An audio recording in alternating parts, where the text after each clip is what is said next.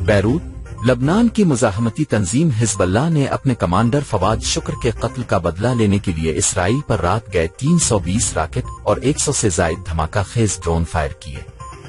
Al Jazeera کی خبر کے مطابق حزب اللہ نے شمالی اسرائیل میں قائم مختلف شہروں پر ڈرون طیاروں اور راکٹوں سے حملہ کیا۔ حزب اللہ نے اپنے حملے میں اسرائیلی فوجی تنصیبات اور دفاعی نظام آئرن ڈوم کو نشانہ بنایا۔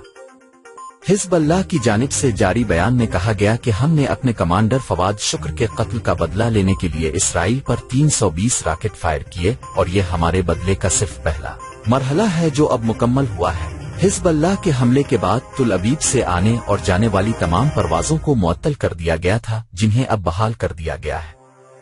دوسری جانب حزب اللہ کے حملوں کے بعد اسرائیل میں آئندہ 48 کے نٹوں کے لیے ایمرجنسی صورتحال کا اعلان کیا گیا ہے اور لوگوں کو گھروں میں رہنے کی ہدایت کی گئی۔ پاکستان میں انٹرنیٹ سروسز متاثر ہونے پر ملک کی آئی ٹی کمپنیوں میں تشویش پائی جاتی ہے۔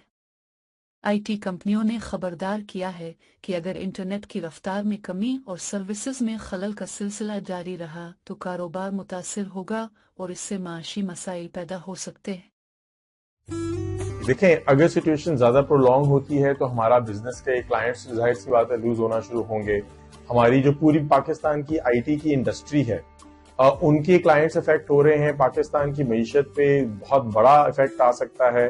میرے خیال میں ایونچولی اگر کمپنیز کا بزنس ڈیٹیریٹ ہوا اس کی وجہ سے ہمیں امریکن اور یورپین کلائنٹس ملنا بند ہو گئے تو ساری انڈسٹری کو اپنا بزنس سلو ڈاؤن بھی کرنا پڑے گا اور شاید بیرون ملک موو کرنا پڑے گا۔ ہرین آثار قدیمہ کی ایک ٹیم نے حال ہی میں آئیووا میں پہلی بار ٹھیک حالت میں محفوظ شدہ بے اقامت ہاتھیوں کی ہڈیاں دریافت کی ہے، جس میں کھوپڑیاں بھی شامل ہیں۔